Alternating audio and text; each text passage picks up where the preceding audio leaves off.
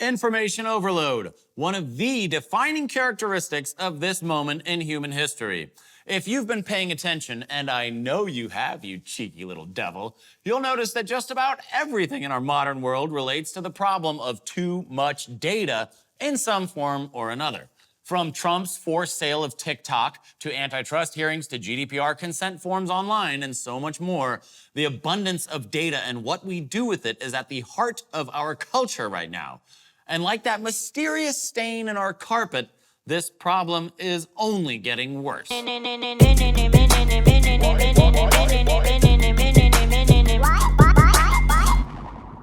this video, I'll cover what information overload is, how we handle all of that data, why it's an ever-increasing problem, and how you can be a part of the solution and benefit from it as well to satisfy your "but what's in it for me"-ness. Think of information overload like White Claw. Despite all of our best efforts, it's just becoming a bigger and bigger problem with each passing year.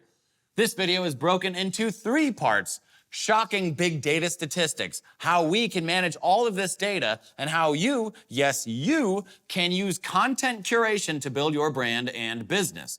We may be adrift in a limitless sea of White Claw and information, but that doesn't mean that there aren't life rafts. Better yet, you can be that life raft, helping humanity and furthering your own financial interests in the process. So how can you lose? Well, let's watch.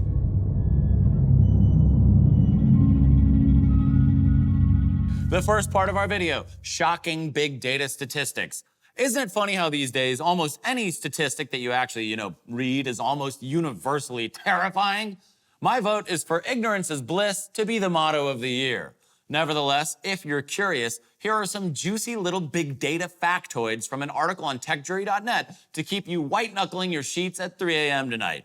Here we go. In 2020, there are around 40 trillion gigabytes of data, 40 zettabytes. 90% of all data has been created in the last 2 years. Today, it would take a person approximately 181 million years to download all of the data from the internet. Internet users generate about 2.5 quintillion bytes of data each day. In 2019, internet users spent 1.2 billion years online. In 2014, 2.46 million pieces of content were generated per minute. In 2020, every person will generate 1.75 megabytes in just a second. Twitter users send over 500,000 tweets every minute, but of course, no one cares about tweets since we all just ignore them anyways. So as you can see, data is a massive issue right now. The bottom line here is that it's damn near impossible to keep up with even one specific topic in this great Pacific garbage patch that is the internet without consuming a substantial amount of noise. Which brings us to the second part of this video. What do we do with all of this digital stuff? There are essentially 2 ways of dealing with all of this data. One that probably has little to do with you unless you think that Mensa is a group for ignorami. Ignoramuses? Nah, if you're too smart for Mensa, you'd probably say ignorami, wouldn't you, you Latin-loving bastard? Then there's another, much more individually practical way that can help you win in business and in life, which we'll get to in a moment. But first, the way that probably has very little to do with you, AI and automation, aka something that unless you already work at Google, you can't really control. Since humans alone can't make sense of all of this data, we need computer tools, like Google, for example, which uses bots to crawl the internet and bring us back search results that we can easily understand to help us find information that we need out of the chaos of 1.74 billion published websites. Now, you don't have to imagine that Google bots are like the sentinels from The Matrix, but I think it helps add the right gravity to the situation. And since the internet is so vast, we need computer tools to employ algorithms or machine learning to parse as much data as they can and catalog it, which is why data scientists will pretty much never be out of work in our lifetime. Thanks to decades of an ongoing love-hate affair with Facebook, many of us are now aware that every free app or platform with a large user base is collecting and analyzing every piece of content that we ever add to it, and this data is bought and sold over and over again. That's because all of that data has massive value if you know how to extract it. It's been said before, but if a service is free to you, the end user, then you are the product and you are being sold for profit. What you watch, what you post, what you interact with, and so on. Have you ever noticed how every Google reCAPTCHA wants you to identify crosswalks and stoplights? Well, that's one small example of how machine learning is using our brain power to help solve real-world problems, like improving vision for self-driving cars. All of our digital data is analyzed with machine learning to improve artificial intelligence dramatically, in addition to being used to help people advertise more effectively. Hello, Instagram ad targeting. Forms of this rudimentary AI in action are movie recommendations on Netflix, suggested next content on TikTok, ads on Facebook. Is Facebook even used for anything other than ads these days? And of course, Google search recommendations. As consumers, we all appreciate these great recommendations, and many AI advancements have made our life and the human categorization of knowledge far better than at any other point in human history.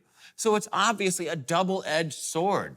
Some of the most fascinating and exciting human advancements are coming right now as a result of global data collection, but possibly at the cost of our individual privacy. And like any powerful technology, you wouldn't want this power in the wrong hands. To us, TikTok is a lighthearted video sharing platform, but to world governments, that data and how it's processed represents potentially massive national security consequences. And indeed, how much companies are allowed to do with that data plays a huge role in how countries develop their own AI.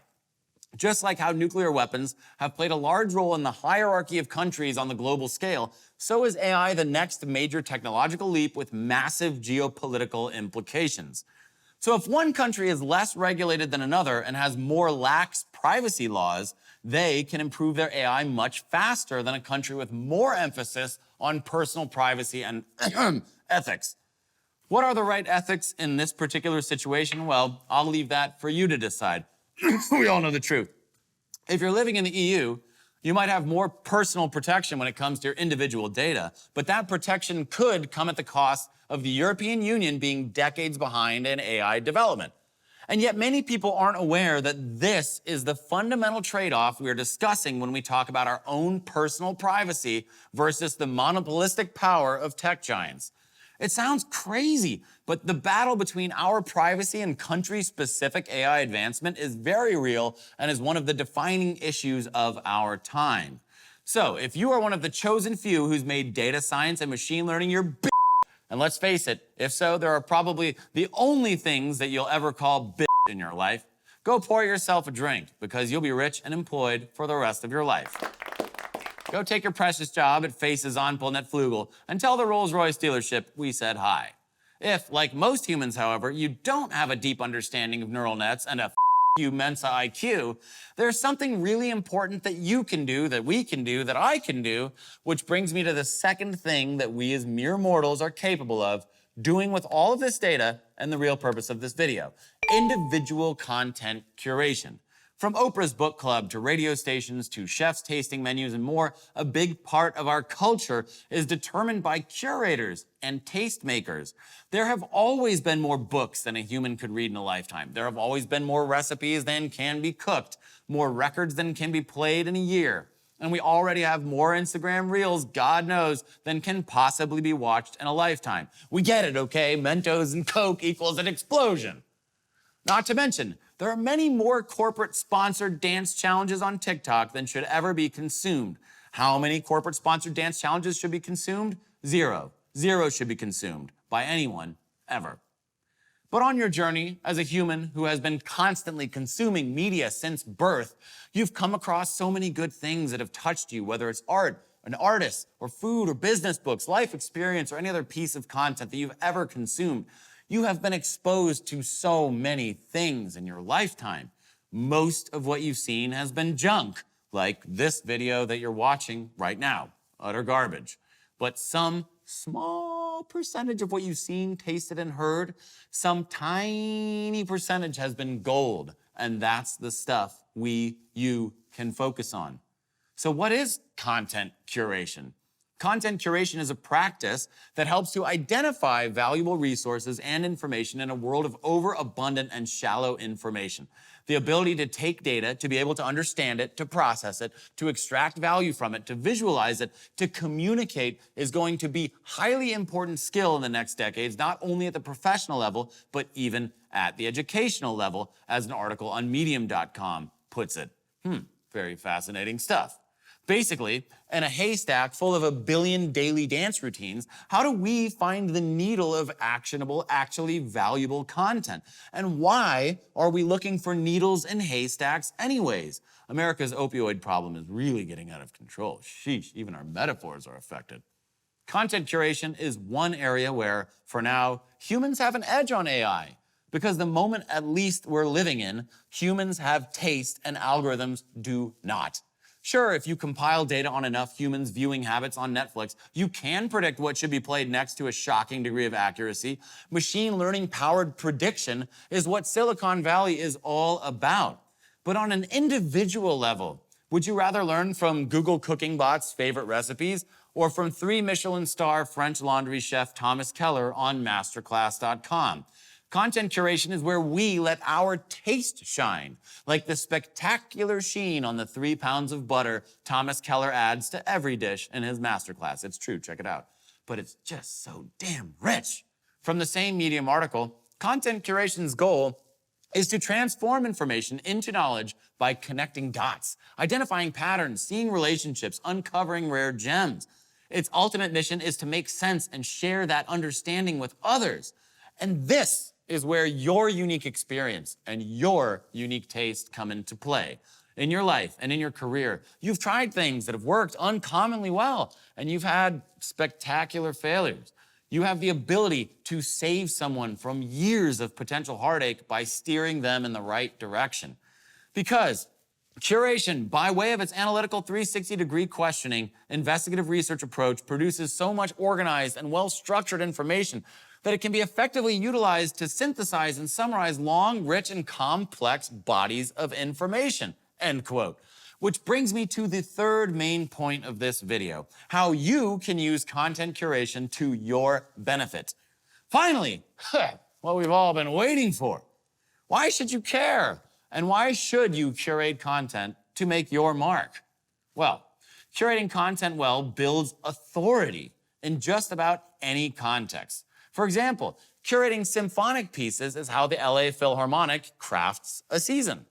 Curating music is how a DJ makes a career. Curating news is how blogs gain and grow their viewership. Curating information is how thought leaders become thought leaders. After all, we're all standing on the shoulders of giants. Because effective content curation demonstrates mastery of a subject, subject matter expertise, and I would argue, most importantly, it demonstrates your taste. 100 people could look at the same 100 paintings and each would choose a different top 10. And that's where things get fun. Because one of those people will choose a top 10 that resonates with you, and you would be most likely to follow that person and or give them your money. Likewise, by demonstrating your unique taste, you will draw people to you who resonate with your ideas and your beliefs. As Steve Jobs famously said, we can't connect the dots looking forward, we can only connect them looking backward. So, imagine the value in you being able to connect the dots for a younger, more inexperienced person who doesn't see the big picture yet. If time is money, then think of how much time and money you can save someone by helping them avoid costly mistakes or just helping them more efficiently get to a solution. In short, people will pay you handsomely if you're able to see into their future and solve even some of their problems for them, problems that they would have struggled to solve on their own. For example, if you could just tell me how to get that damn stain out of my carpet and why it keeps growing each year in a far-fetched attempt to link carpet stains to the very real problem of information overload, I would surely pay you for the relief. The takeaway: think of what you know. Think of what you've learned. Think back on your experiences, both positive and negative. Are there pearls of wisdom worth sharing? Things you would do again? Things you would definitely never, ever do again? Then consider how you can start sharing this perspective with the world, because the world needs your perspective. Content curation can help us overcome information overload, and it can make the world a much nicer, richer place while enriching you in the process. By being a trusted filter, a curator can become like a sommelier, a subject matter expert, a trusted guide. So don't just curate information, expound, connect those dots, explain why those connections exist. Sounds to me like a win-win-win.